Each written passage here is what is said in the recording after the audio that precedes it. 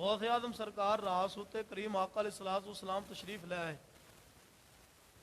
علماء نظامیہ جو رسالہ چھپدا ہے تو انہوں نے لکھا ہے کریم آقا علیہ الصلوۃ والسلام آپ تشریف لے کے آئے. آپ فرمایا کہ اے میرے بیٹے تو تقریر کیوں نہیں کرتا؟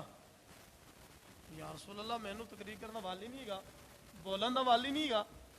حضور علیہ الصلوۃ والسلام نے اپنا لعاب دہن غوث اعظم سرکار آپ دے منہ دے وچ ایک واری نہیں 7 مرتبہ ڈالیا اور فرمایا اے عبد القادر ہن جڑے مرضی میدان وچ جا کے تو تقریر کرے گا نا لوگ تیریاں قیامت تک تعریفاں ہی کردے رہنے.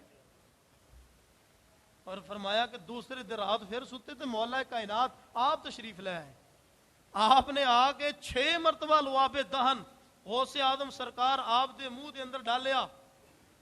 عرض کی تھی کہ جناب حضور نے 7 مرتبہ لعاب ڈالیا تو تسی 6 مرتبہ. آپ نے فرمایا او حضور نے، میں حضور تو اگے نہیں نکل سکتا، نہ میں حضور دی برابری کر سکنا وا، میں حضور تو تھلے ہاں تے اس تو میں 6 مرتبہ لعاب تیرے منہ دے اندر ڈالیا. یار جس دے منہ دے اندر لعاب دو جہاناں دے سردار دا 7 مرتبہ ہوئے اور اس تو بعد 6 مرتبہ باب العلم اور علم دا جڑا دروازہ ہے اور جڑا علم دا شہر ہے، انہاں دوں دا لعاب غوث اعظم سرکار دے منہ دے اندر آ جائے پھر وہ آپ ہی علم دا سمندر بڑھ جاندا ہے.